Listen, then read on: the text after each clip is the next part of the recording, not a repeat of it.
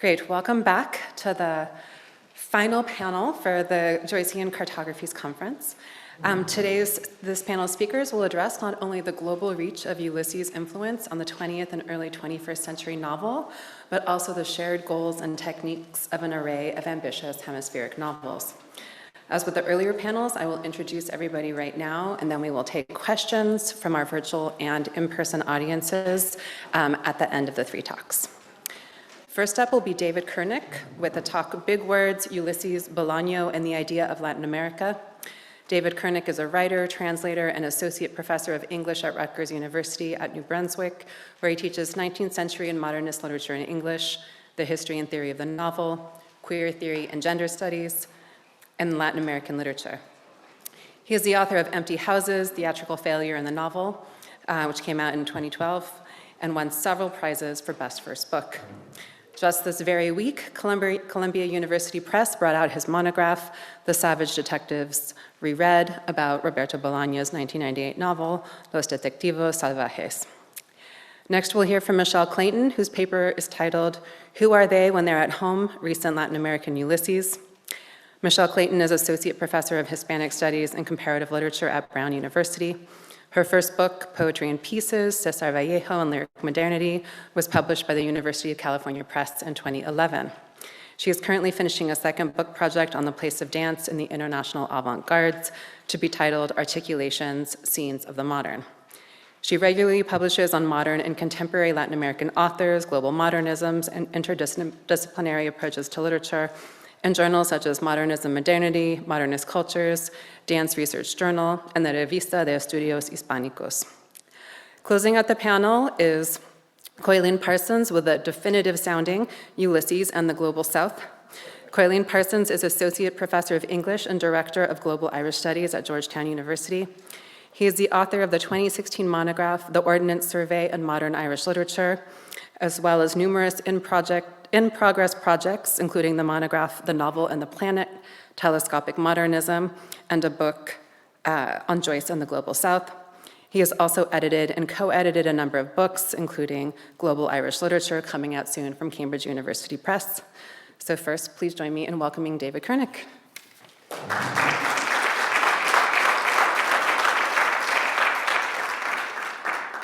Hi, everybody. Thank you. Thanks, Karla. Thanks to the organizers, of course, and Karen and Alice in particular for being so patient with me, not responding to emails so quickly, and then being super informative when I finally did. Been a great conference, and I'm very excited to be on this panel with two old friends. Although I also feel a little bit at a disadvantage because these two can put on really good, convincing Irish accents. So you'll have to bear with me. Okay. I've been unexpectedly in Los Angeles for the last 2 months. It's been an odd place to think about this paper for reasons connected to the topic of our conference. The Southern California landscape, where I grew up, is a peculiarly tough location from which to get into cartographic relation, or so I have found, to Joyce's Dublin and its cultural world. The freeways and sunsets and tract houses and podcasts that all seem to entail one another here can feel unthinkably distant from Eccles Street, Phoenix Park, semi-serious debates over Hamlet, Lady Gregory, or the meaning of the Eucharist.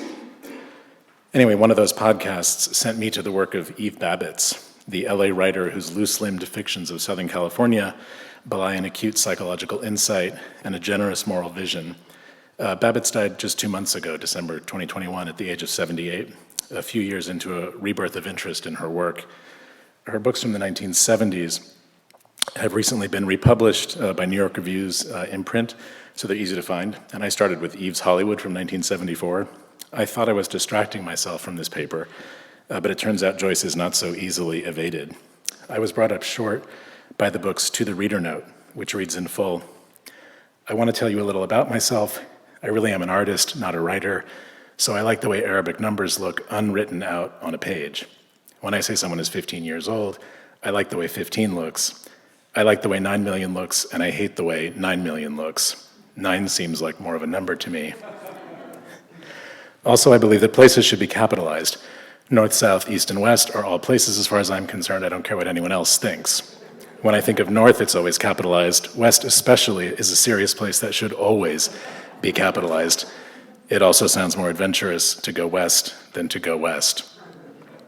Since this is my book, and since the advent of James Joyce, why don't we let me have my way? It's such a small thing, and just think, I could be James Joyce writing in Latin all the time and stuff. This is my native language, having grown up in Southern California. West is a serious place, and Eve Babbitt's is a serious writer. That seriousness is there in the way she announces herself as a devotee of the modality of the visible, which, as we all know, at any rate, is ineluctable. The comic texture of that first paragraph is dependent on its visual form, and it's as hard to capture in a vocalized reading, as you all just noticed, as are the inventive typographical decisions in Aeolus or Circe. That seriousness is there in the Molly Bloom-like fused sentence of that second paragraph. North, south, east, and west are all places as far as I'm concerned. I don't care what anyone else thinks. It's there, too, in the awareness of how geographical coordinates orient us in a landscape of cultural power. Babbitt's capital W is a nod to and rebuttal of the idea of Southern California as cultural wasteland. If not quite the cracked looking glass of a servant, Californian art might, Babbitt's lines suggest, be analogized to the scuffed compact mirror of a valley girl. But Babbitt's seriousness is most visible in the semantic hitch in that last paragraph, where the play on the two meanings, causal and temporal, of since creates a conceptual pun about living in the shadow of a literary monument. Joyce read his book, yes, but since this is my book, I'll have my way here. But also, it's been half a century since the advent of James Joyce, so my typographical decisions shouldn't seem so scandalous. You might as well let me have my way here. I'm aware of the irony of establishing Babbitt's as serious by claiming that her effects have some relation to those of Joyce himself. Joyce is, for good reason, our metonym for high literary achievement, and it's in the context of that impregnable claim to seriousness that the most exciting aspect of Babbitt's attitude becomes visible. I'd call it her aggressive casualness, her offhand, unruffled manner of paying tribute to Joyce's influence by seeming to ignore it, or set it aside, or eye it from a determined distance. That stance is, I think, particularly interesting or appealing to hold on to on the forbiddingly serious occasion of a centenary. The word itself emits a Latinate solemnity, like the one we're marking this week. That strategy of aggressive casualness is, I think, under-remarked as a mode of managing the influence of an outsized cultural monument. I think it inflects the way Roberto Bolaño, the writer I'll mostly talk about today, handles the Joycean pretext over the course of his career. And I think that mode tells us something both about Joyce's own work and about the geopolitics of cultural prestige, a question that obsessed Joyce as much as it does Babbitt's and Bolaño. So all of those writers are concerned with the mechanism by which cultural power is recentered on new territory. One of the most interesting recent takes on this dynamic is offered by Joe Cleary in his 2021 book, Modernism, Empire, and World Literature. Cleary's book is an account of the colonial upstarts taking their revenge on English literature in the first quarter of the 20th century. As he puts it, Pound, Eliot, Stein, Wilde, Shaw, and Joyce came to London or Paris early in the century as lowly provincials, but within a few decades, their work had provincialized England itself, so that the relative status of English, Irish, and American national literatures had changed enormously. Ulysses is at the heart of Cleary's book, both because of its massive prestige, but also for the subtler reason that the book's setting and publication straddle this temporal span. Cleary's analysis centers on the Shakespeare debate at the National Library in the Scylla and Charybdis episode. For Cleary, the wrangling over Shakespeare is a tussle over the relations between Irish and English literature and an Ireland internal struggle in which Stephen Dedalus' demystifying take on the Bard, which is tied to a critique of British imperial power, challenges the establishment universalism of the Protestant characters like John Eglinton and A.E. But this contest is unfolding in time. If the Stephen Dedalus of June 1904 might be taken for an arrogant kid, by the time Scylla and Charybdis appears in the Little Review in the spring of 1919, Dedalus' creator has established himself as the author of the modern epic in progress, or at least the author of a book that bids fair to become that. So the same pages that show Stephen failing to convince his auditors with his fairly off-the-wall theories about Shakespeare also show his alter ego definitively besting those auditors. Stephen, that is, features in the episode as both David and Goliath, and the importance of the episode emerges less in the resentment and triumph it records than in the way it tracks one becoming the other. Its revelation, that is, of the processual nature of cultural prestige. By the time Roberto Bolaño begins his career as a published author in 1984, Joyce, whose own work testifies to the always shifting contours of cultural power, had himself long been installed as the new gold standard of literary prestige. The Chilean Bolaño published his first book while living in Catalonia. He co-authored it with the Spanish writer Anthony Garcia Porta. Its title, Consejos de un discípulo de Morrison, un fanático de Joyce, which translates as Advice from a Morrison Disciple to a Joyce Fanatic, announces its author's ambition and their Babbitts-like aggressive casualness. These are the first edition in 1984 and then a reissue in 2006. Putting the Lizard King's influence on the level of the modernist master, of course, undermines the very grounds of the latter's stature, honoring Joyce as a culture hero rather than as a practitioner of anything in particular. The cover image, I think, of the Acantilado reissue from 2006 captures that leveling impulse with its low-budget, fanzine collage aesthetic that puts all four men, the first-time authors as well as the culture icons, on the same flat plane, as if posing for a tourist snapshot, Parnassus as pizza joint. The novel's plot concerns a crime spree undertaken over the course of a Barcelona summer by a young Spanish writer named Ángel and Ana, his girlfriend, who hails from an unspecified part of South America. The book cites Joyce only indirectly and with ostentatious casualness. This is especially clear in a throwaway joke toward the novel's end when Ángel is contemplating writing a novel about a Joyce-reading bank robber. He does some scattered research toward this project, paging through criticism by Pound and Richard Ellman and Anthony Burgess, but he also, without explaining why, tells us that he's been reading Joyce Carol Oates. He says her 1968 novel, Expensive People, is good, and Joyce Carey, a writer Ángel calls very entertaining and also very bad. The joke, of course, speaks to Ángel's cluelessness about how cultural prestige works. One gathers that a reading list organized by first names is unlikely to result in literary greatness. But the joke is also, I think, about English. The conflation of the surname Joyce and the usually feminine Christian name Joyce would, Bolaño, I think, wants us to note, occur most readily to a non-English speaker. That emphasis on the phoneme bespeaks a position outside of English, a perspective from which the sounds and shapes of words become estranged from the cultural contexts and associations that prevent it from occurring to most Anglophone readers to claim that James Joyce and Joyce Carol Oates share a name. It's, of course, a further irony that this emphasis is classically Joycean. Hard to think of a writer more determined to see English as if from the outside.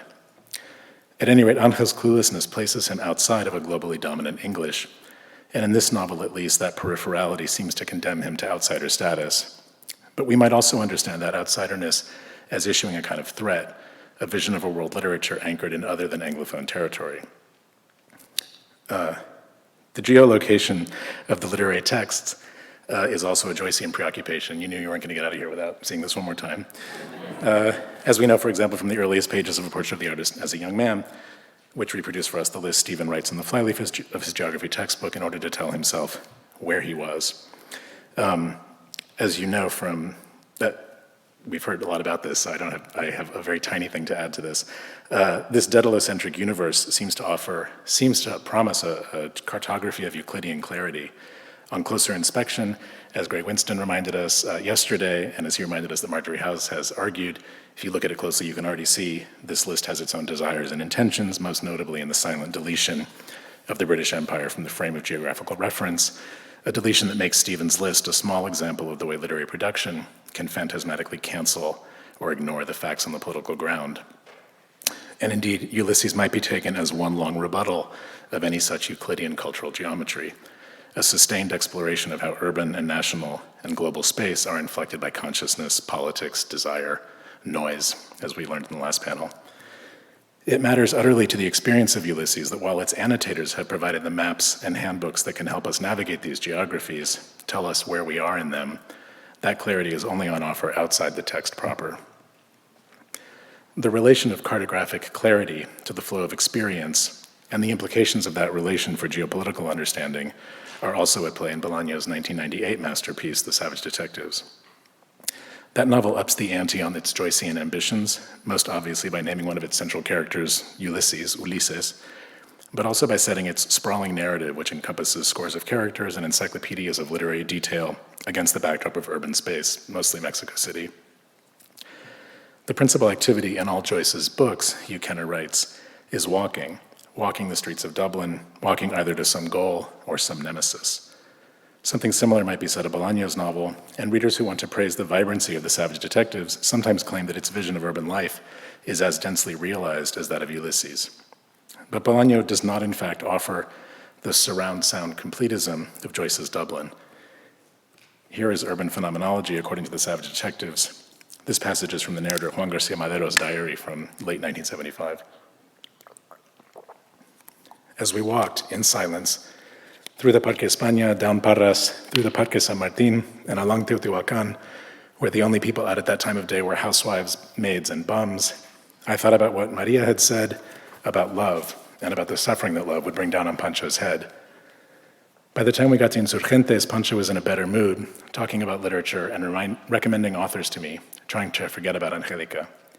Then we headed down Manzanillo, turned into Aguascalientes, and turned south again onto Medellin, walking until we reached Calle Tepeji. We stopped in front of a 5-story building, and Pancho invited me to have lunch with his family. If it's not exactly a misapprehension, a misperception to praise the vividness with which Bolaño recreates an experience of Mexico City's streets, this passage shows that such vividness doesn't derive from any abundance of reported detail. You'd be hard-pressed to say what monuments or types of commerce or styles of architecture these characters are passing. One can certainly map this path, and Bolaño's fans have. It's on Google Maps. There's sites with all of this. But that's about all you can do. The notation of streets is so unadorned that it makes diagrammatism into a felt aspect of the fictional world. But is it Bolaño's city or Mexico City itself that feels this way? The late Uruguayan scholar Ángel Rama, another Ángel, but a real one, might say the latter. Rama's classic 1984 study, The Lettered City, argues that in the Spanish Empire's elaborate administrative bureaucracy, written documents, he writes, seemed not to spring from social life, but rather to be imposed upon it. A misprision for Rama most evident in the colonial city, whose very layout embodied a clash between the order of things and the order of discourse. In practical terms, this resulted in the ubiquitous checkerboard grid in many Latin American city centers, and in a cityscape designed to be experienced as its own map. In the post-independence period, national pride coincided with a continental consciousness, and many of those gridded streets would be named after federal states or other Latin American nations. You can see that's happening here. In fact, most of these place names are names of other places in Mexico. Some of them are towns, some of them are states, like Aguascalientes. Some of them confusingly seem to refer to better-known places like Medellin, which is, of course, a city in Colombia, but it's also a small city in southern Mexico. And some of those scalar confusions are kind of built into the naming practices of the city. So in Rama's account, Latin American cities are symbolic dioramas of themselves, overgrown by an enchanted forest of literary signs that constantly index the national and continental scales. Is Bolaño thinking about this history? Is Juan? How closely are we meant to connect Juan's scrupulous notation of his movements through the urban grid to the experiential vocabulary of moods and memory, talk, literary, and sentimental that he also records? I thought about what Maria had said about love and about the suffering that love would bring down on Pancho's head. By the time we got to Insurgentes, Pancho was in a better mood, talking about literature and recommending authors to me, trying to forget about Angélica. Does it matter that Pancho cheers up as the friends cross Insurgentes, the 18-mile-long artery that cuts through the center of Mexico City and has been called the longest avenue in the Americas? Is there some obscure connection between the street's name, which references the army that fought for Mexican independence from Spain in the early 19th century, and this group of poet insurgents? The pattern established in these lines, whereby place names announce a geopolitical register we can't ever be sure is really in play, pervades the book. Early on in the novel, for example, Juan starts to frequent a bar called the Encrucijada Veracruzana, where he becomes infatuated with a waitress named Rosario. The names are not particularly notable. It's unlikely that most readers would linger on the fact that Encrucijada Veracruzana means Veracruzan crossroads, and so might be a place serving specialties in the state of Veracruz on Mexico's Gulf Coast. Even less likely would this hypothetical reader be to pause on the common name Rosario and think that it has anything to do with the small town of El Rosario in Baja California, that is in Mexico's northwest at the opposite end of the country. But Bolaño suggests that, unlikely as it is, this register of geographical abstraction is running in the back of Juan's consciousness. I've written a few lines for her, he tells his diary, poetry he's trying to seduce her with. I talk about her eyes and the endless Mexican horizon, about abandoned churches and mirages over the roads that lead to the border. I don't know why, but somehow I got the idea that Rosario is from Veracruz or Tabasco, possibly even Yucatan. Maybe she mentioned it, although I may have just made it up. Or maybe the name of the bar confused me, and Rosario isn't from Veracruz or Yucatan at all. Maybe she's from Mexico City. Anyway, I thought that some poetry evoking lands that are the diametric opposite of hers, assuming she is from Veracruz, which seems more and more unlikely, would be more promising, at least as far as my intentions are concerned. His intentions are to seduce, but Juan never offers a rationale for composing his erotic poetry in terms of geographical contrasts. Why it would be a good move to give a woman from the southeast coast a poem about the northern border is never clarified. But the effect is far from isolated. Virtually every time Bolaño invents a place name, he chooses one that references another place. Thus, Juan eats at a Chinese restaurant called El Loto de Quintana Roo, or the Quintana Roo Lotus, a reference to yet another of Mexico's southeastern states. There are many other examples of this. Perhaps the best known of these effects is Bolaño's christening of the cafe where his characters meet, the Café Quito. The real-life establishment on which the Café Quito is based is the still extant Café Habana. Thus does Bolaño replace the epicenter of political vanguardism, at least in the 70s in the Americas, Havana, with Quito, the city that sits literally on the equator, and so in a symbolic sense at the center of the American continent. The pattern points us to Bolaño's persistent interest in geopolitical totalization, its necessity and its difficulty. The place names invoked here are those of geographic extremity on the one hand and of semantic concentration on the other. The Mexican states are all in the distant south or the far north, and so they collectively map the span of the national space. The cities named represent Latin America in different lexicons, political, geographic. Thus do these opening pages provide an objective correlative for the project that one character claims is the goal of this group of friends, quote, to create a movement on a Latin American scale. That ambition, though, only becomes legible if we learn to train our gaze on this abstract spatial register, if we briefly cease to pay attention to the on-the-ground details and start to look at them, so to speak, from above, with a cartographic consciousness. Spanish language readers are assisted in this mode of seeing by the table of contents at the end of the book, listing the names and geographical coordinates of each of the novel's speakers in the long central part. Those of you who know the novel know it has 400 pages where individual speakers give what seems like testimony. Like an index at the back of an atlas, this índice, which is what it's called in Spanish, which goes on for 6 pages in my edition, further encourages readers to imagine the novel as itself a kind of spatial object. This table of contents was omitted from the English translation of the text. It's not an unusual place for a Spanish language text to have its table of contents. It is unusual that it be run to 12 pages at the back of a book. The English translation just deletes it entirely, and it changes profoundly the nature of the reading experience, I think. Ever since Joseph Frank's landmark 1945 essay on spatial form, which of course took Ulysses as one of its prime examples, we have been used to seeing extreme self-formalization as a spatializing energy. In Bolaño, I think this becomes curiously literal.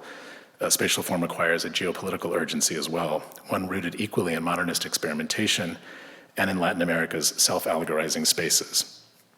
Bolaño's work forces readers into a formal confrontation with Latin America's histories of imminent self-abstraction.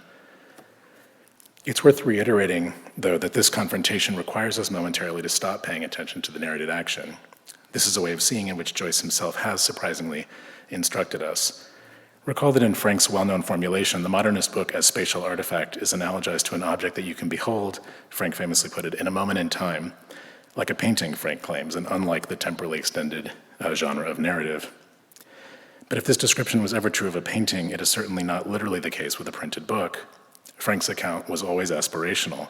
One can no more behold the totality of Ulysses in a single instant than one can behold the totality of Latin America or English literature, both of those in quotes. All of these are totalities under construction, and the book object, which holds out the promise of totalization without ever letting us rest easy in the sense of its final achievement, is the perfect metaphor for such processes of cognitive and political assembly. The monumentality of Ulysses means that vast parts of it at any one moment will be out of our grasp, beyond us, even as we can hold all of its parts, so to speak, in our hands. This insight into the processual quality of cultural history is afforded, strangely, by a willingness to look at the action from a distance that can look inattentive.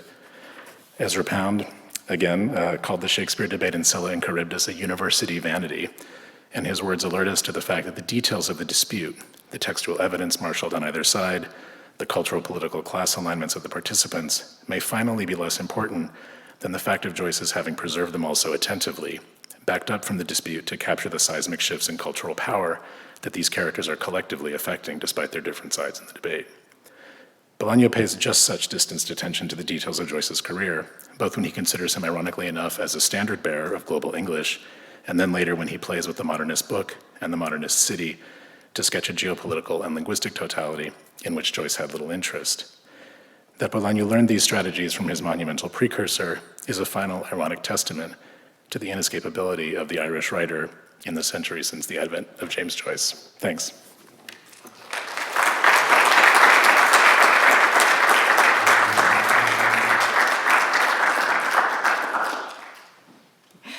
Okay, hi everybody. It's such a pleasure to be here. I join the chorus thanking everybody who's put together this wonderful in-person event. It's just such a thrill to be here, and it's been a wonderful 2 days so far. So it's lovely to be wrapping up, looking back, and pulling together the various points that have been made over the course of these wonderful 2 days. So my paper is titled, Who Are They When They're at Home? Recent Latin American Ulysses.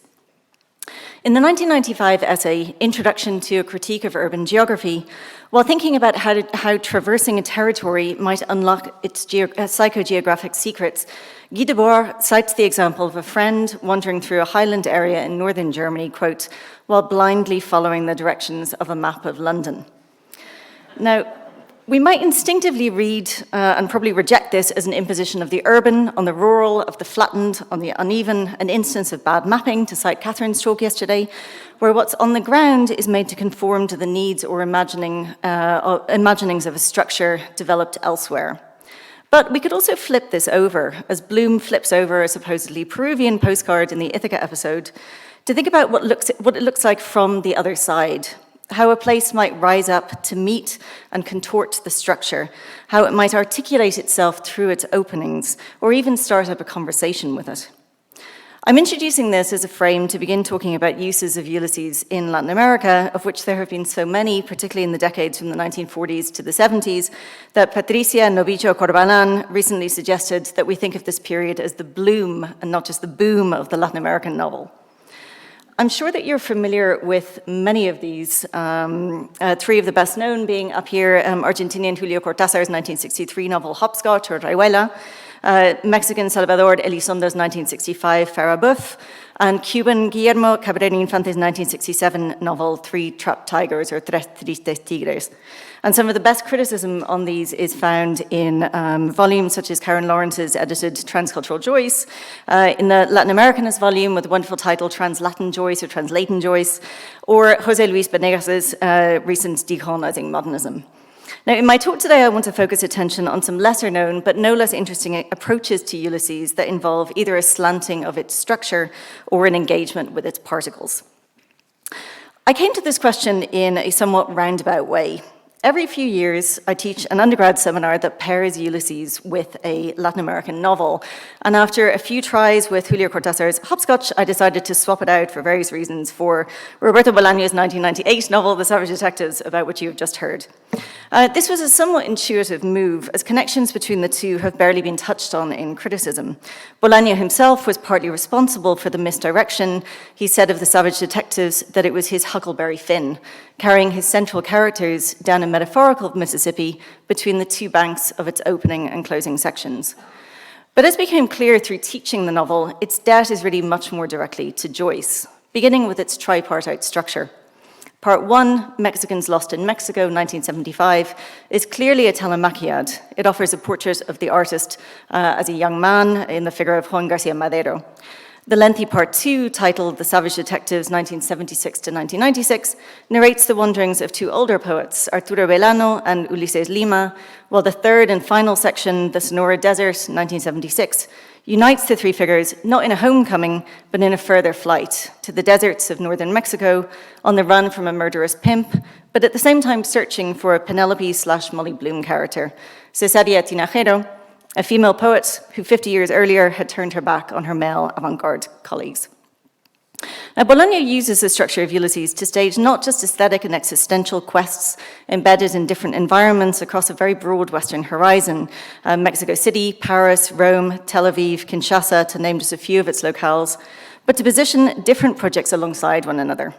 And I mean this in spatial, but also temporal terms. If the novel is prodding us to think about what's going on in different places at the same time, it also stages different temporalities coexisting in the same place, playing different generations off against one another in a reenactment of a reenactment. From the vantage point of the 1990s, when the novel was written, it recovers a poetry community from the 1970s who were themselves trying to rescue or replay the poetic experiments of the 1920s. So in other words, the temporalities that are represented by Joyce through the figures of Stephen, Bloom, Molly, not to mention Old Mother Grogan and the cultural custodians debating in the library, are multiplied within Bolaño's text itself, which becomes an investigation not just of Mexican modernity, but of its avant-gardes, historical and neo, inflected insistently through questions of generation, gender, and genre. And in a longer version of this paper, I would talk about Valeria Luiselli's novel Faces in the Crowd, which picks up on a different Mexican avant-garde, puts it in New York City, and puts it in conversation with Ezra Pound, Lorca, Nella Larson, and various other figures. Now, aside from the structural affinities, there are also momentary resonances of Ulysses that are sprinkled throughout Bolaño's text. Joyce's sirens, for instance, have morphed into the barmaids of the opening section. The violent anti-Semite Jaimito Kunst replays Joyce's citizen. And Maria Font, who's one of the many female artists who have gone largely unnoticed in the novel, is an unimpressed Penelope/Molly. She acidly dismisses the stories that Ulysses brings back from his travels as having, quote, too much literature in the telling. Now, the most surprising connection turns up in a long conversation between Lima, Bolaño, and the fictional 1920s poet Amadeo Salvatierra. The boys, as Amadeo calls the duo from his aged vantage point, are reciting a list of bands that they enjoy listening to. Proletarian involution, snorts Amadeo. Who are they when they're at home? For a Bolaño reader, there's nothing striking about this question, stitched into the narrative as just one more sign of the generational gulf separating the historical from the neo-avant-gardes. For the Joycean, however, the phrase might as well be given its own billboard. A throwaway, which has every bit as much meaning as any throwaway in Joyce, the phrase here multiplies the reference of what might be the central question of Ulysses, Molly's who's he when he's at home.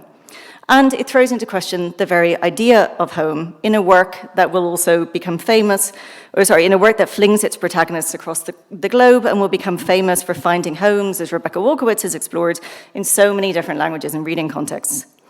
Even more interesting, perhaps, is the fact that this parallel is entirely an accident of translation. The original reads, Involución proletaria, y eso como se come. So literally, how are you supposed to eat that? Or, as we might put it with considerably less flair than translator Natasha Wimmer, who's shown in the photograph at the top of the screen, what's that all about? So inverting the assumption here that translation impoverishes the original, this one instead adds an elusive dimension, allowing us to posit the idea of a meaning not lost but found in translation. Now, with this, I want to segue to the question of how Ulysses, the novel, found its way into Spanish in 1945, and it did so through the unlikeliest of routes. Plans had been afoot for a translation by a team of writers, Borges among them, to undertake a collective translation, all of them speakers of excellent English and professionally familiar with the world of modernism. But all of a sudden, news arrived that a translation had just been published by one J. Salas Subirat, an insurance agent little known to the Buenos Aires literary elite. The author of a couple of minor novels and of the 1944 volume Theory and Practice of Life Insurance, Salas was the self-taught child of Catalan immigrants. He left school at the age of 11 to work in a series of menial jobs, and he spent his spare time reading cheaply published classics, while teaching himself both shorthand and several languages. Seems to have been English, Italian, French, and he seems to have developed a reading rather than speaking knowledge of all three. In the 1920s, he founded an academy of stenography and foreign languages. He worked for a time as a translator for a Soviet company doing business across Latin America, and he began to train as an insurance salesman, doing some writing of his own on the side. And in the late 1930s, in a move that seems both extraordinary and inevitable, this Bloom-like figure found his way to Ulysses. As his biographer Lucas Peterson reports, and the biography came out a few years ago, it hasn't yet been translated into English, but hopefully it will be soon. Salas was immediately drawn to what he took to be an epic of the common man, a man indeed remarkably like himself. But unsure that he was fully understanding it, he decided to grapple with it by translating it, reading partly for sense and partly for the plot. Taking what was probably a pirate version of the 1940 Modern Library edition of Ulysses, Salas literally broke it into chunks that he could carry with him on the train to and from work. And he tackled the translation amid the hubbub of his commute, the polyglot sounds of Buenos Aires' immigrant explosion. Now, given the circumstances of its production, its author's lack of professional training, his unfamiliarity with the demotic speech of Dublin, not to mention the inherent difficulties of the text, it's no surprise that the translation should be riddled with errors.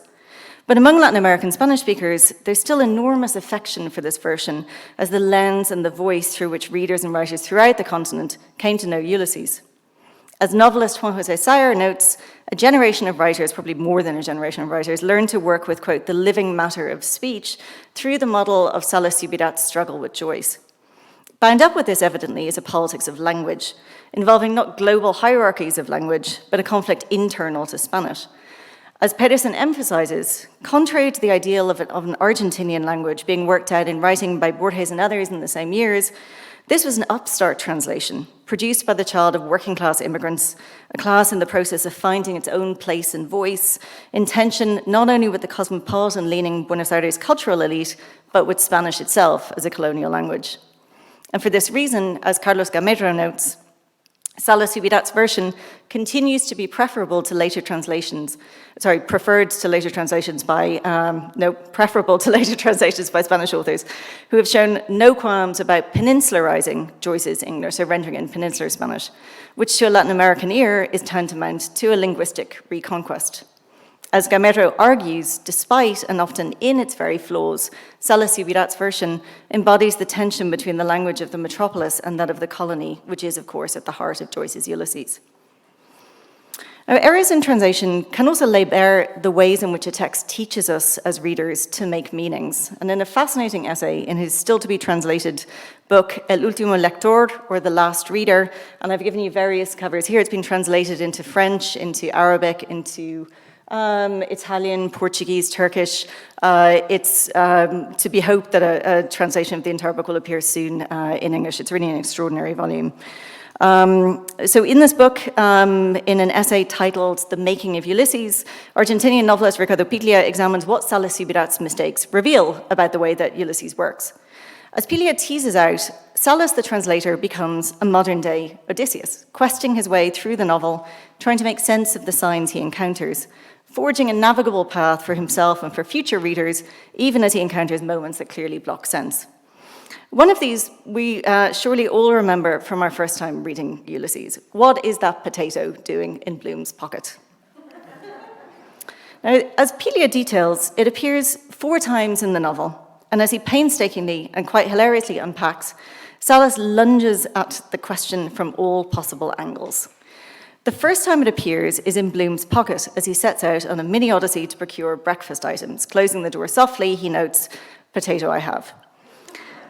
Salas wonders about this, and judging the overall tenor of the passage, decides that it must be an Irish idiom for stupidity.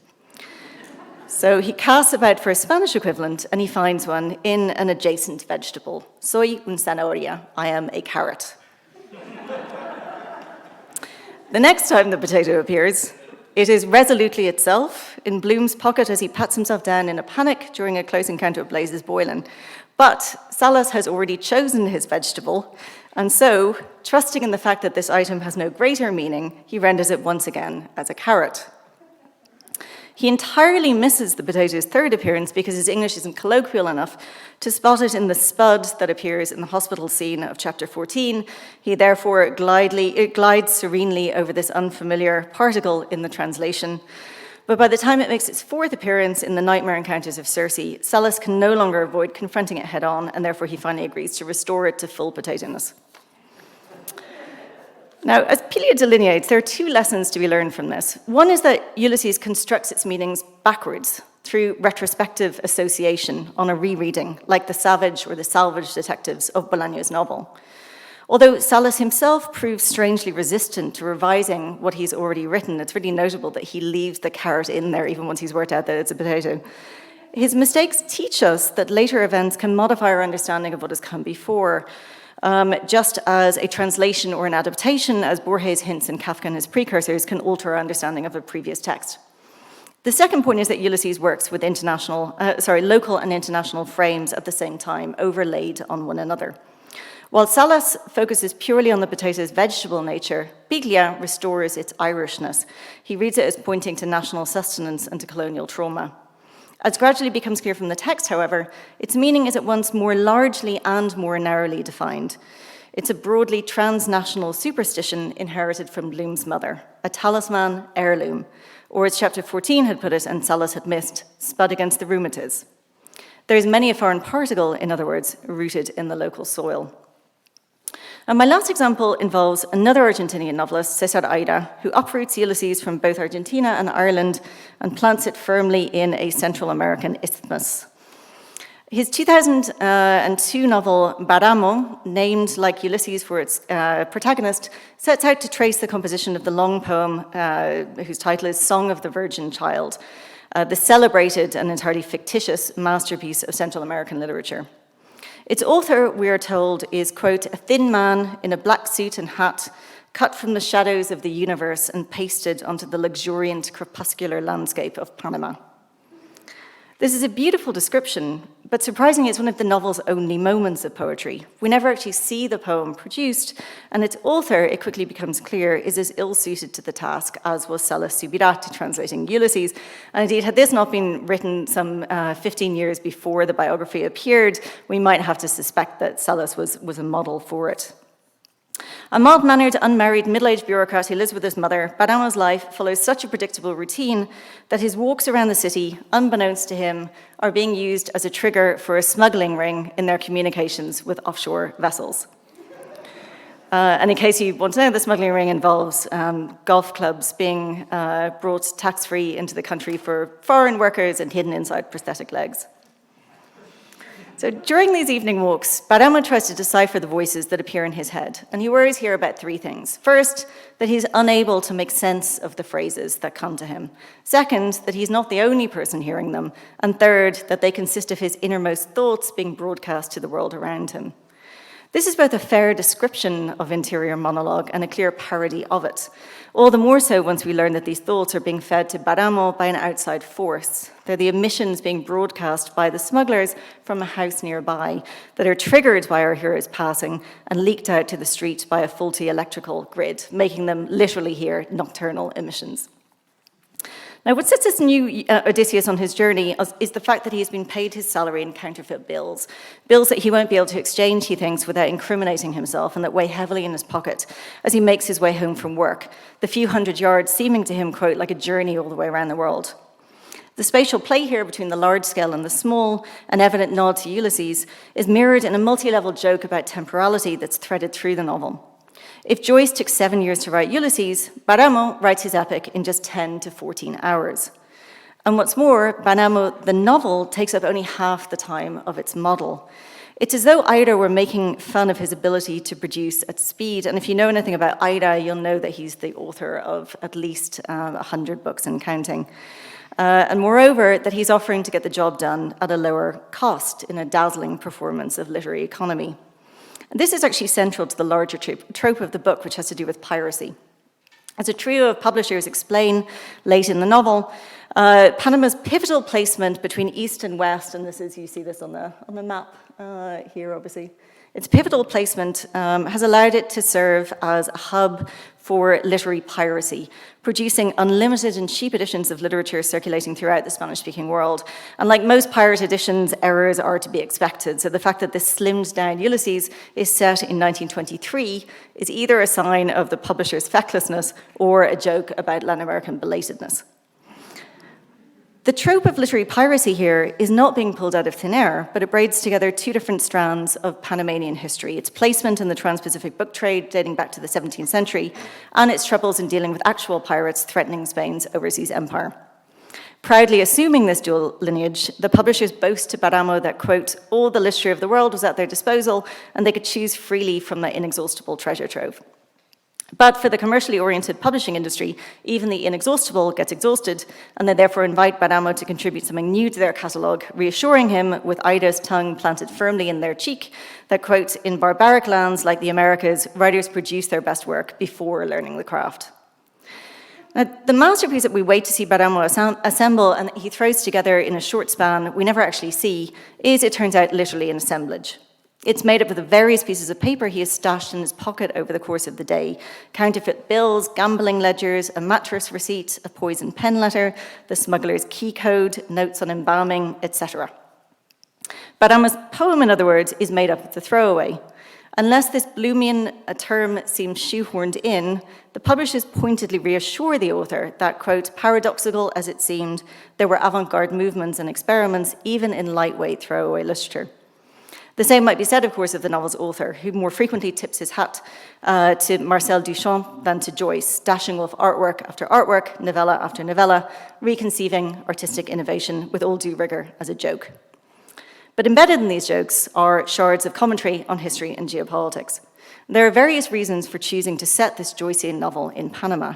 One is its historical relation to piracy, as I discussed, but another is that in 1923, Panama was a country still in its infancy, existing as an ongoing angle to empire.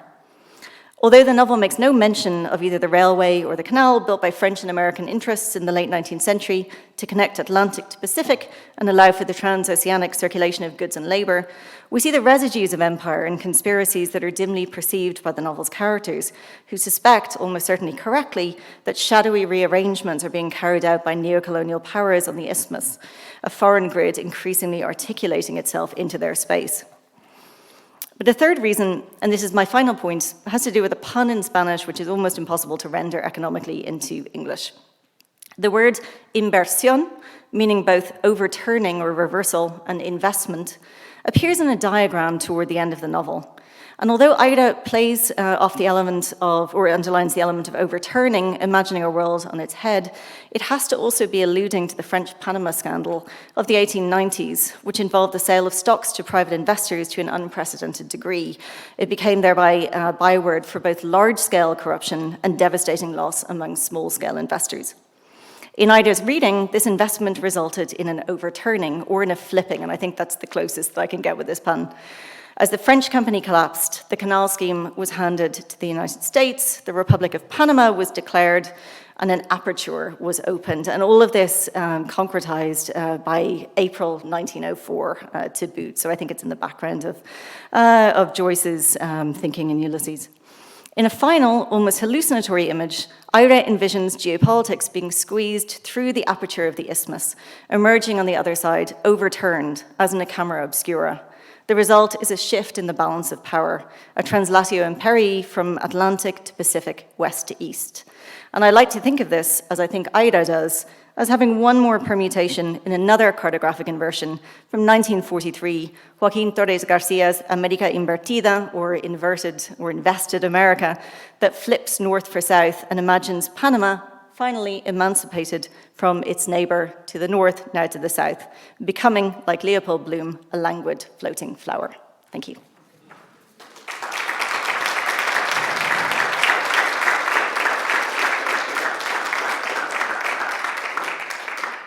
All right. Hi, everybody. I want to start, like everybody else, by thanking our hosts here at the Huntington. I have to say that we feel very welcomed and very cared for, and I think we probably all feel that way. It's been a great pleasure, and of course, you know, I follow everybody else by saying just to be in a room with people. But welcome also to those of you who are on Zoom with us. I thought I'd start today's talk with a quote that you'll be very familiar with about the city. No, I'm kidding. I'm going to talk about something else. I have no jokes in my talk. It's very serious stuff, capital V, capital S. So that was it, really. It's about a decade since I first taught. It's actually more or less a decade, within a few weeks, since I first taught Ulysses. I was teaching at the University of Cape Town in South Africa, where we had a semester-long lecture series on modernism. It was a pretty unremarkable course, Woolf, Eliot, and more. Not that Woolf and Eliot are unremarkable. And in 2011, we decided that we should perhaps add Ulysses to the syllabus, knowing that it would reach some of the 200 or so students in the lecture hall, but not all of them. And some would read it to the end, and others wouldn't. But such, of course, is the nature of lectures. As any teacher would, I began to prepare my lecture by thinking about how I'd connect this rather forbidding 90-year-old European text to the experience of a generation of Southern Africans born mostly just before the free elections in South Africa.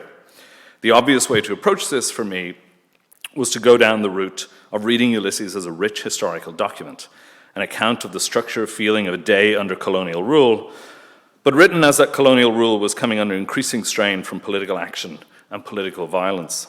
This co-emergence of the Irish state and the novel, whatever we may think about how to negotiate that distance between Ulysses and the state or the sort of emerging state, is readily documented, as I'm sure you all know, in Enda Duffy's subaltern Ulysses, but of course in the work of Seamus Dean, of Emer Nolan, Marjorie Howes, of Vincent Chang, Declan Kybert, Kevin Whelan, Elizabeth Butler Cullingford, and so many others. It's a whole generation of scholars whose work fell broadly under the sign of postcolonial studies. But for the purposes of teaching, I paid more attention to something that was a little closer to home. The South African War of 1899 to 1902, it was mentioned a bunch of times here already, which features prominently in the novel. I'm not going to rehearse the whole litany of South African appearances in Ulysses, but you'll remember, for example, Stephen's reference to khaki Hamlets, the absent-minded beggar, a rumor that Parnell had escaped to South Africa and become a Boer War general, and much more. The complex nature, or the complex landscape of the South African appearances in the novel are dealt with in detail by Barbara Temple Thurston, by Keith Booker, by Marilyn Reisbaum as well, and a great essay on sport, casement, and South Africa. And Joyce, of course, went so far, you'll know this, Joyce, of course, went so far as to inquire about a job with a colonizing agency in South Africa. And then in the late 1930s, was interested in getting a job at the University of Cape Town, but was afraid of thunderstorms and passed the information on to Beckett, who did apply and didn't get the job. It was a job in Italian. There are no thunderstorms at the Cape, just in case you're worried. Of course, there are other things I didn't concentrate on these at the time when I was giving these lectures, but the traffic is not all one way. Ulysses turns up in South Africa as well. It's not just South Africa turning up in Ulysses. In a very material way, the first copy of Ulysses to be sold in South Africa was sold by Fanny Klennerman at the aptly named Vanguard bookstore in Johannesburg in 1931. It had just opened. And equally, writers like Louis Nkosi, like J.M. Coetzee, Njabula Ndebele, Damon Galgut, Zoe Wickham, so many, a host of Afrikaans modernists, people like N.P. van Wickelo, Andre Brink, and more recently, Eamon Fenter. All of these have enjoyed a long and sort of fruitful relationship with Joyce's work, with Ulysses, but also with Dubliners. The field is mapped out by Tony Voss, and it's a rich field. There's a substrate of South African connections that join Ulysses in varied and subtle ways with the history of anti-colonial action in South Africa, from the rather complicated and problematic example of the South African War on to the drum generation, the Black consciousness movement, and beyond. But it also connects it to the organs of the apartheid state. For N.P. van Wickelo, probably one of the sort of best South African Joycean scholars, was also the inventor of the apartheid censorship regime. So mine was a reading of Ulysses in South Africa that draws on postcolonial approaches to the novel in order to signal its availability to readers in contemporary Southern Africa. But I've spent a lot of the time since then reconsidering or rethinking this position, this sort of postcolonial reading of Ulysses, and asking what the future is for this kind of reading. If the postcolonialism, those critics that I've mentioned of the 1980s and 1990s, has in many cases been superseded by a newer generation of critics and questions, and has been hollowed out from one side by world literature and from the other side by global South studies, what future is there for the postcolonial Ulysses? Postcolonialism as a field has always made an explicit and sort of dangerous bargain with the politics of the present, a capricious but necessary guide, and that bargain demands but doesn't always sort of deliver. I never taught Ulysses in South Africa again. I left that year, and after 2015, it was very hard to imagine what it would be like to teach Ulysses there. In 2015, in a protest that would not feel out of place in any way as a minor incident in Ulysses, an activist threw shit at a statue of Cecil John Rhodes. This is actually the statue being flayed as it's being taken off its pedestal. through shit at a statue of Cecil John Rhodes that had been prominently displayed on the campus of the University of Cape Town. From that one act of protest, which crystallized actions that had been underway for many years, grew a movement given the name Rhodes Must Fall. It grew rapidly out of the frustrations, fears, and anger of a generation born free, for whom the university system in particular, and the political and economic structure of South Africa in general, had failed to change in any meaningful way in the aftermath of the end of apartheid. The movement's collectively authored manifesto ranged from immediate demands to remove the statue, and these are pictures of the statue being removed, to some that we'll recognize as taking more significant work. And I love this picture because it says, if you can read it, "We're not done yet. The statue is not the end of it." Here's one of the demands from the manifesto, from the Rhodes Must Fall manifesto. Implement a curriculum which critically centers Africa and the subaltern. By this we mean treating African discourses at the point of departure through addressing not only content but languages and methodologies of education and learning, and only examining Western traditions insofar as they are relevant to our own experiences. There are also demands that seek more material changes to the financial structure of the university system, including those that ask the university administration to reevaluate the standards by which research areas are decided, from areas that are lucrative and center whiteness to areas that are relevant to the lives of black people locally and on the continent. And it goes on to demands for minimum wage for employees and end to outsourcing, all of the ways that we can think in our own institutions here of how they might be transformed. The Rhodes Must Fall movement grew over the next couple of years, seeking affordable housing for all students, the abolition of tuition and fees, and it has undoubtedly changed the landscape of higher education in South Africa and quite far beyond. You just think about the Rhodes Must Fall movement in Oxford, which, like many things in Oxford, likes to think of itself as having been in the vanguard, but followed South Africa. And it put on notice the educated classes, especially those brought up in the spirit of Cape liberalism. The pace and the goals of what in South Africa is known as transformation have been too slow for and inadequate to the project of achieving justice after apartheid. In the midst of these protests, a collective of students who were to varying degrees involved in or watched the protests devised a play called The Fall. It was first performed in 2016 in the Baxter Theatre, which some of you will know is the theatre in which the interracial Waiting for Godot was transformed in the early 1980s under apartheid.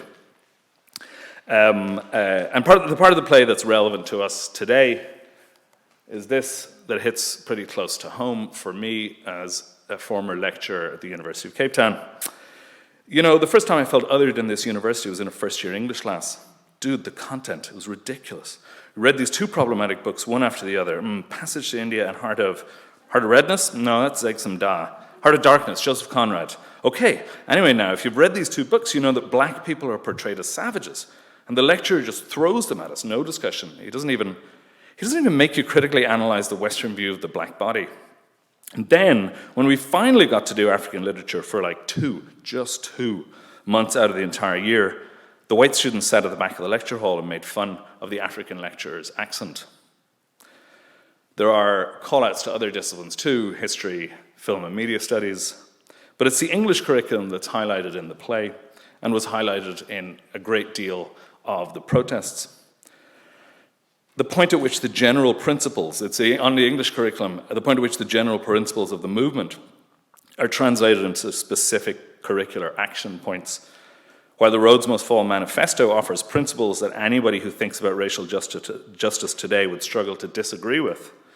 The outworking of that principle on a course-by-course, discipline-by-discipline, syllabus-by-syllabus basis is arresting. Modernism in the crosshairs. Not, of course, and I should say this, not, of course, that the play is such a brittle application of the manifesto. Here's some of the publicity images for the play, which give us a sense of a sort of a one-dimensional idea. You know, here they're throwing up their hands, shouting "Amandla," a one-dimensional idea of a play that sort of foregrounds a particular kind of liberation. But it's an extremely subtle meditation on the wide spectrum of grievances, solutions, fears, and hopes of both committed and tentative fallists. We'll find these critiques familiar, right? We have probably even leveled them ourselves, even as we appreciate Foster and Conrad's place in the development of modernist prose and the centrality of a liberal anti-imperialism in their work. Modernist alienation is not uniformly experienced, it is not universal. I sat myself in classroom discussions where we agreed to teach Foster and Conrad on the first-year syllabus as part of a wide-ranging set of texts that we felt answered a range of demands by academic staff. On the one hand, to introduce students to a canon of literature, yes, mostly by white European writers, but also an equally strident attempt that the canon be critically interrogated. To put this another way, the very academic desire to leave the statue in place, but to offer a robust critique of it. Something that now feels inadequate to the moment. Almost the entire university curriculum was formed in the image of the global north, wholly transplanted to the leafy, largely white suburbs of a city too often in denial of its own location on the African continent. A key part of the students' demands for justice comes through in the demand for a curriculum that critically centers Africa, something that was woefully lacking. A demand that shifts the frame from post-apartheid, that especially South African brand of post-colonial, to African. From post-colonial to global South, imagining an epistemic transformation that centers Africa. And the question I sort of have been asking myself since then is, where does Ulysses, the post-colonial classic, fit in this new curriculum? How do we find space for it in an emerging critical conversation, or should we? I'm going to turn for a second here, for a minute, to define a term that's pretty impossible to define, and that is the title of the panel. And as you said, I have a pretty definitive title for my paper, Ulysses in the Global South. Rather than define it, I suppose, I want to make it clear its potential for a critical reevaluation of knowledge, the very thing that the students are calling for. For John and Jean Komaroff, in their book Theory from the South, or How Euro-America is Evolving Toward Africa, they underscore the fact that modernity was almost from the start a North-South collaboration, indeed a world historical production, albeit a sharply asymmetrical one. Drawing on theories of alternative modernities, their work reminds me very much of Kevin Whelan's generative and, I think, problematic formulation in his essay, The Memories of the Dead, that for Joyce, to be colonized was also to be modern. But that phrase in Whelan's work centers the Irish experience, somehow generating a paradoxical exceptionalism through Irish similarity with the rest of the colonized world. For the Komaroffs, this is more about the present and the future than the past. Contrary to the received Euro-modernist, there's a quote up here, contrary to the received Euro-modernist narrative of the past 2 centuries, which has the global South tracking behind the curve of universal history, always in deficit, always playing catch-up, there's a good reason to think the opposite, that given the unpredictable, underdetermined dialectic of capitalism and modernity in the here and now, it is the South that often is the first to feel the effects of world historical forces, the South in which radically new assemblages of capital and labor are taking place, thus to prefigure the future of the global North, and Malcolm Sen spoke a little bit about this earlier today. So here, we need only think of the frightening reemergence of the pandemic as a feature of everyday life in the North, or think about climate catastrophe. So here, knowledge generated in the South has the capacity to chart the future of the North. But there remains for the Komaroffs, I think, a stark divide that's very uncomfortable, even as they disavow it, a divide that reiterates North-South as an antagonistic pair. Russell West Pavlov, on the other hand, sees the term South or Global South as productively vague. Drawing on Brave Boy Wagner's assertion in 2009 that the term Global South is not yet descriptively rigorous and must be read elastically.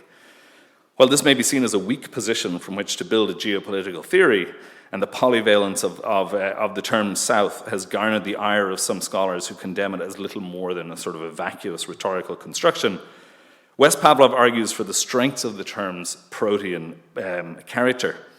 It refers, he argues, to a geopolitical area, a global economic process, a collective actor, a discursive event, and a body of theories, paradigms, and texts.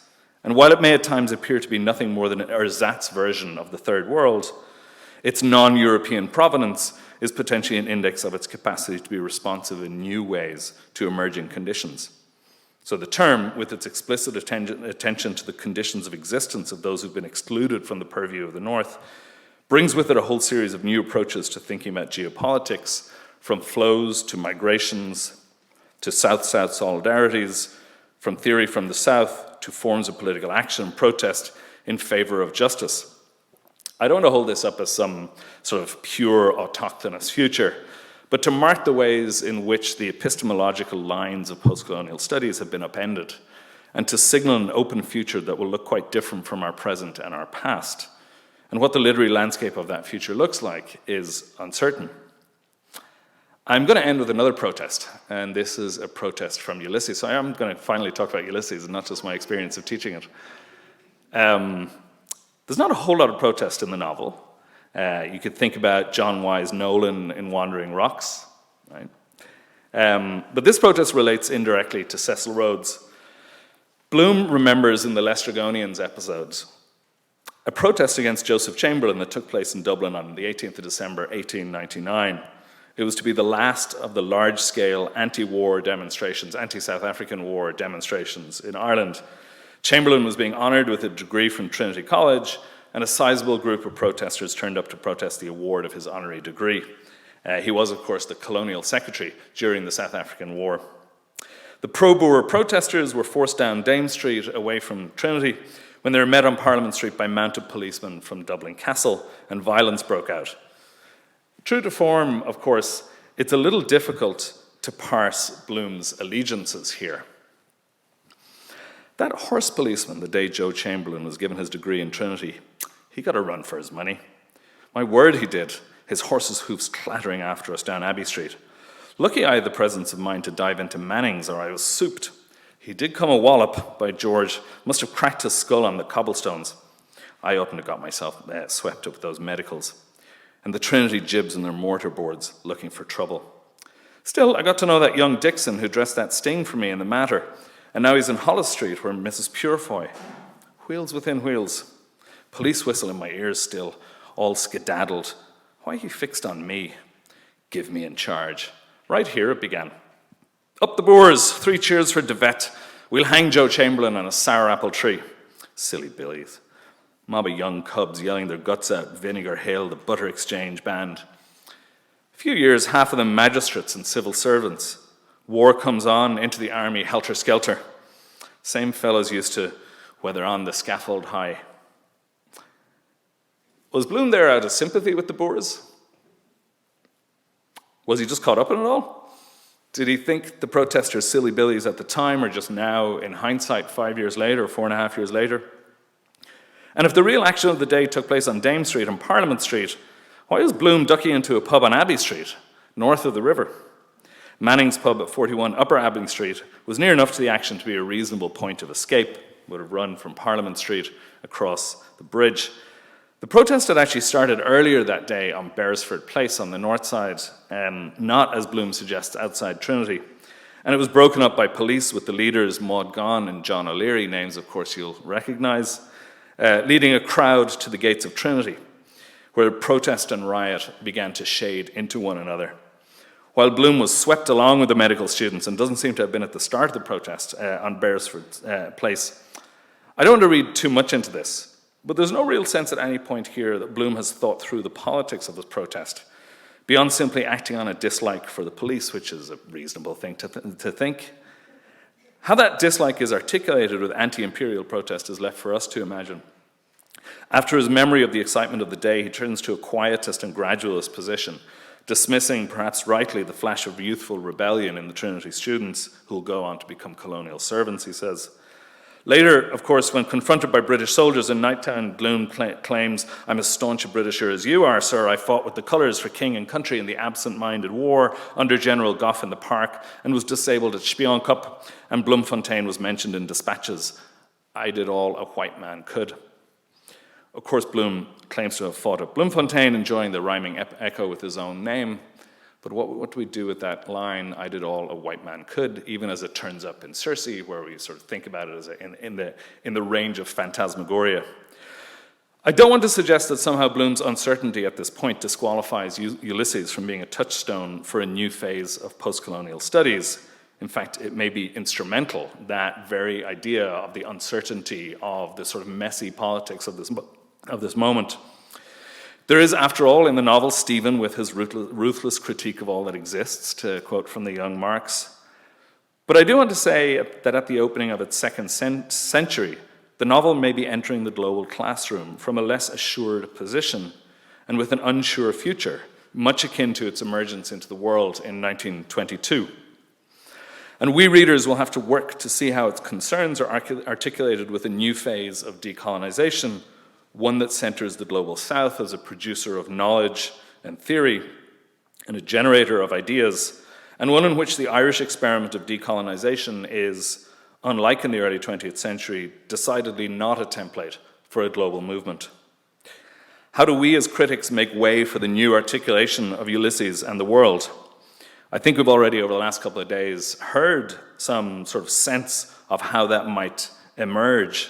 For example, Atto's reading of Ulysses via and through and beginning in Accra, or in Paul's invitation to think about black geographies and how they can unsettle Irish studies, in Shinjini's attention to critical cosmopolitanism, I think elsewhere to an essay, recent essay, a forthcoming essay by Uday Kumar about reading Ulysses after having spent a decade writing about Dalit literature in India.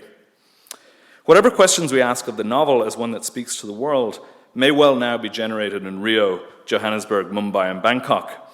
And they may be answered on the plane, or in Panama, that's also reasonable. And they may be answered on the plane of form and style rather than content.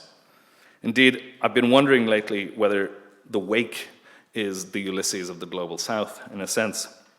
And I would be insincere if I were not to acknowledge, and I don't mean this as a virtue signal, I mean it rather as a puzzle, I would be insincere if I were not to acknowledge the fact that I, from my own institutional and personal position, will not be the person to formulate an answer to any of these questions, but that I want to keep asking them. That's it. Thanks.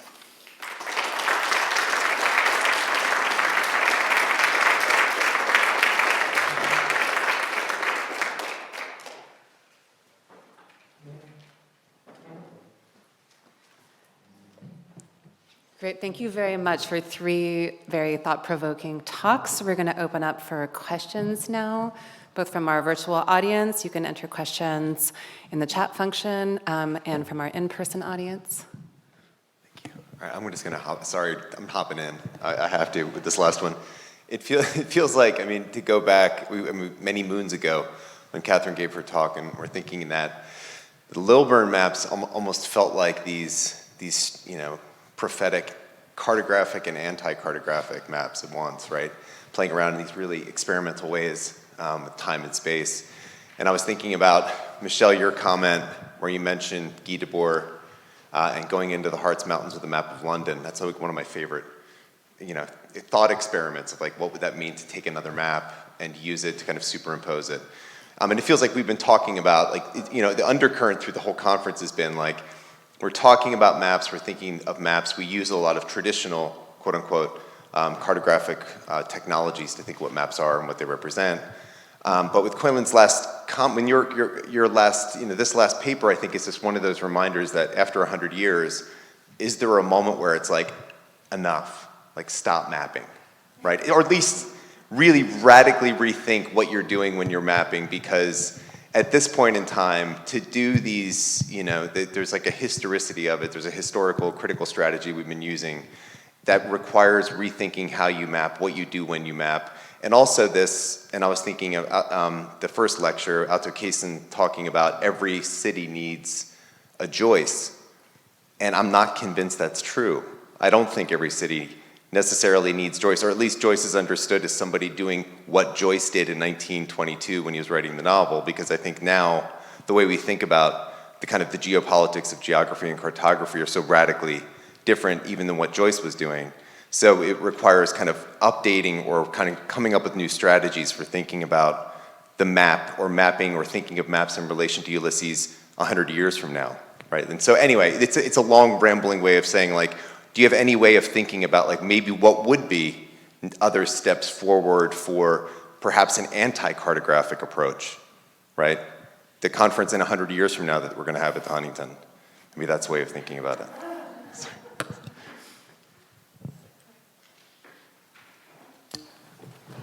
I know I begged that question, but that's impossible. I was really inspired by those Lilburn maps and by Catherine's talk. And I asked Catherine afterwards whether the maps give us a sense of the the complete geography of the novel, right? Is it just Dublin, or does it sort of explode out in different directions to Palestine, Gibraltar, etc.? And Catherine's answer was yes, it does. So I went back today, and I'm not saying the Lilburn maps are going to be the future, but there's a little tiny, Catherine, you can correct me if this is wrong. There's a little tiny piece, and they're all little tiny pieces, so I was like, my Joycean eyes were straining. There's a little tiny piece just outside the Phoenix Park. There's a little protest going on. There's people holding up a banner. It says, "Go home." And I was thinking about that as sort of a protest against migrancy from the global south.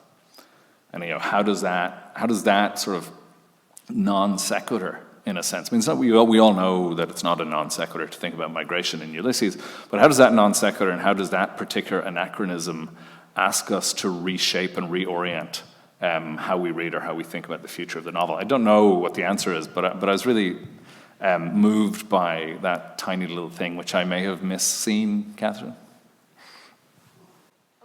You don't have to, if you yeah. I mean, there was a moment in preparing the talk where I realized I have to be okay with the fact that I'm not going to know every little thing that's going on in these maps, because there's so much.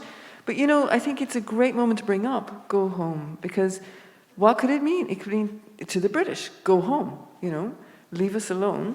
And I think that this speaks to the sort of interesting multivalence of Irish literature, both as an expression of a colonial experience, but also it's semi-colonial experience, and it's becoming, it's less colonial now. So through these kind of temporal palimpsest, I think we get to interrogate ourselves as well, like Irish people working abroad, Irish people in Ireland. How do we inhabit our kind of position of global citizenship, the privileges that we're given, and through what kind of voice do we speak? I mean, I think that, I don't know, that, I've given maps a bad name. No, that's a joke. But they surely are tools. And I suppose that it's about the freedom to redraw the maps over and over, the Peterson's projection, the surrealist map of the world, that they are a rhetoric. And in that way, I think they will continue to serve. It's just that we have to give license to various map makers and various kinds, and ones who make different kinds of maps. Sorry, I put you on the spot. Behind you, Alex. I want to go back to one of the last things that was said in the panel about form and content in Ulysses, and which might be exportable. I'm going to mention two examples very briefly that many people here probably know, but I just stumbled on them in the last couple of years. They're not exactly the global south. It's Naples and Jersey City, New Jersey, but they're both very challenging places. So Viaggio in Italia, the Rossellini film, with Ingrid Bergman and George Saunders. There's a whole sequence in the latter part of that film which is taken straight from The Dead.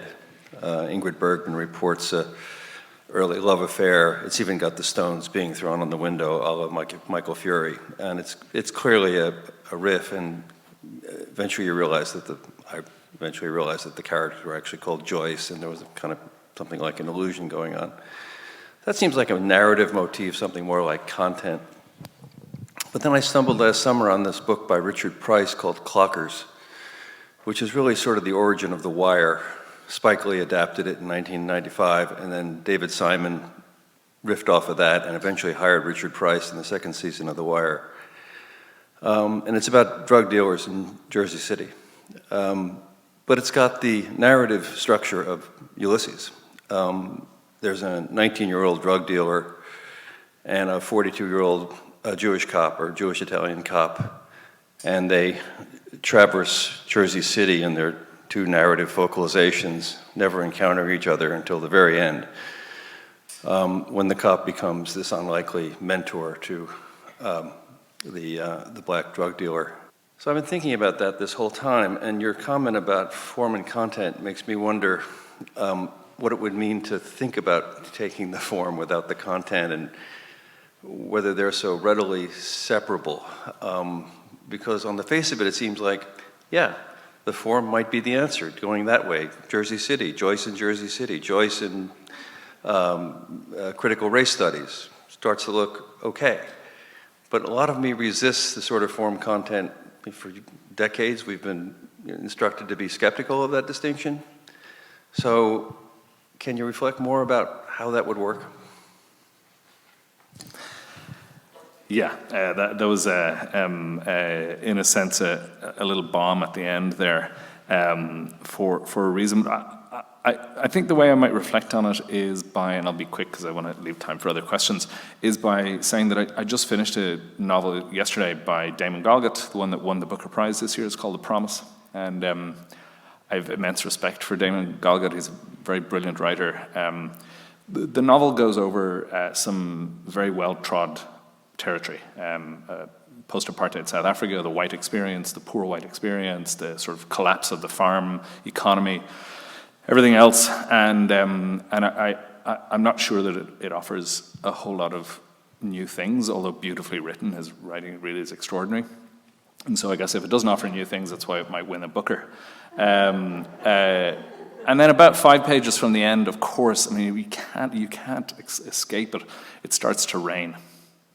And the rain falls exactly where you would expect it to fall, on the graves of all of the Svart family, et cetera, et cetera.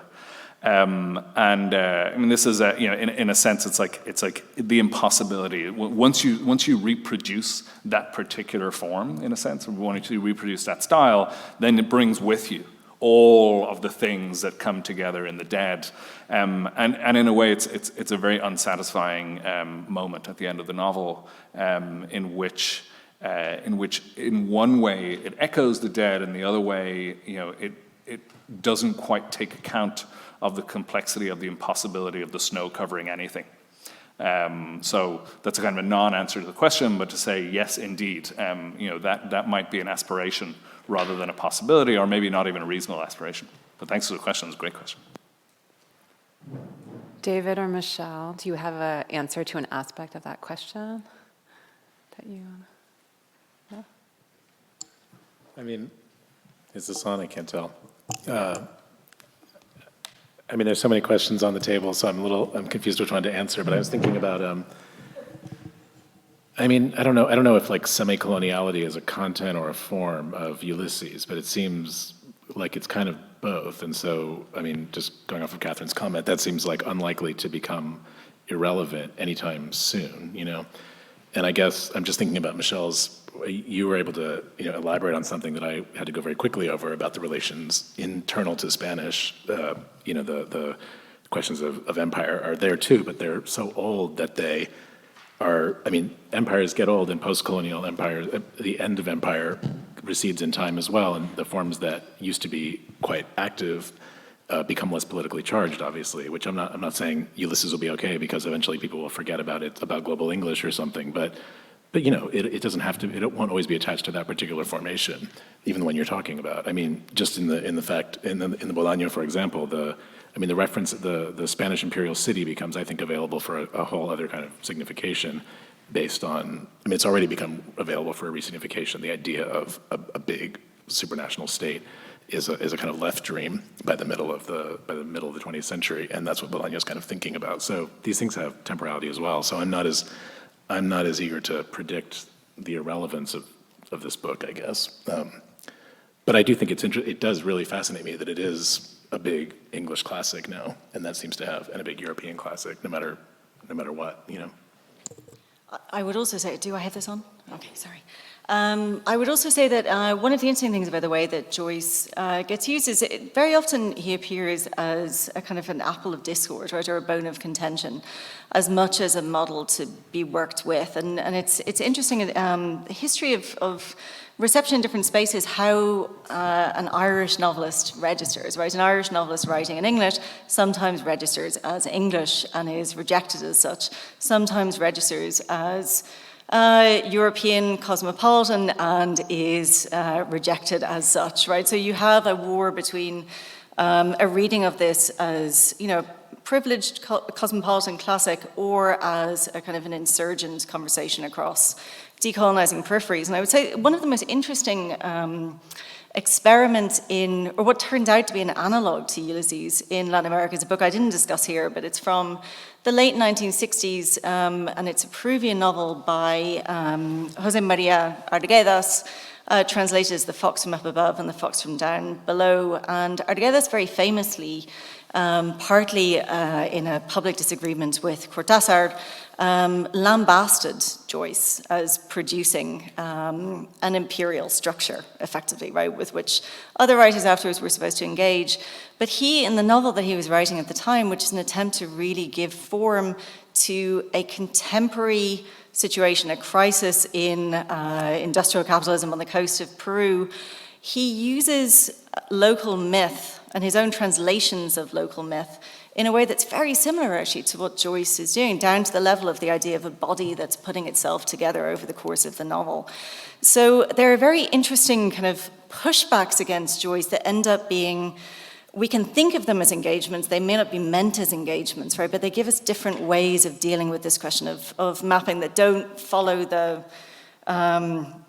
question of the model, right, that's being followed, that deal with some kind of mismatch, as I was, trying to allude to with the situationist map. And going back to Catherine's point, maybe translating into the terms of voicing that we've been hearing over the course of the day as well, that really deals with polyphonic, right, maps where you're hearing lots of different voices, so the go home can sound both progressive, right, and resistant, depending on the temporality or the place of enunciation that you're assigning to it.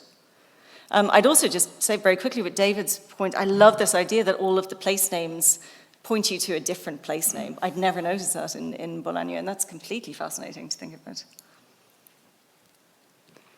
Wonderful. We have time for one more question, if there's one more. There's over here. I have a question for David, and it has to do, actually, it follows nicely on the conversation just now. It has to do with your point about that passage of perambulation, and you said it's not about an abundance of detail.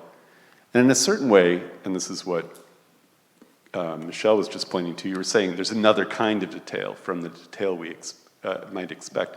But I was wondering how much you were arguing for the presence of Ulysses there, and the extent to which, in a way, you were pointing to a kind of readerly expectation, like, I want all the detail about the architecture and so on, and he's refusing it, so that there's a kind of anti-Ulysses in the prose at that level. But I guess I'm just asking you to say more about that and how you think it works. Yeah. This does not seem like it's on, but it is on, I can tell. It's all very strange. Yeah, I don't know. I mean, I don't think you're waiting for that detail. I mean, there's other places where the Ulyssian, I mean, in addition to all the things that Michelle listed, there's a lot of things that make you realize he's got Joyce in mind. And as I was rereading, well, both of them recently, I mean, I'm thinking about how there's so much like literary argument in Bolaño, and so much argument over who's going to get into the anthology and who's not. And these are like they're directly lifted from Bolaño's social life, and there also happen to be in Ulysses arguments over being excluded from the literary party, not being invited to that. So there's lots of that, but I'm not sure that in those scenes I was talking about, you're waiting for that kind of detail. It just struck me that, I mean, it's a kind of lazy journalistic comparison that has been made quite a bit, and you see city streets and you see characters walking through them and people say, it's just like Ulysses. And it just struck me that it really isn't. And he's just not interested in that level of, he never writes about that kind of thing, And what's fascinating to me about it is why it's still so interesting. And you feel you're being given something, but you're not being given that kind of awareness of the city. And it does kind of make the text unusable for that kind of literary tourism. I mean, you can do it, but there's not much to find, You can go to the Café Havana and have a coffee and think this is where they all hung out, but, there's not that much to do there. And I think there's something about that and it kind of defeats some of that Bloomsdayish reaction that the detail in Ulysses seems to have. And I guess the last thing I'll say about that is it does seem interesting to me that he includes the schema more or less in the book, and so he kind of tells you how to read it, that you are supposed to read it at this level of abstraction, and to think about the city as a space that we navigate abstractly as well as in experience, or abstraction is part of our experience, I mean, we know this now because of our phones, and you can walk from here, walk 5 miles, barely knowing where you are, but having a pretty good sense of what the cartographic situation you're in is. And that I think these big colonial cities kind of anticipate that condition. And he's interested in that and how it makes you think about political scales. And that's what I think those people are thinking about all the time, even when they're not thinking about it. So I don't know. That's my stab at a question, at an answer. Well, wonderful. With that, we're going to take a small break. This a round of applause for our panelists and for all the papers.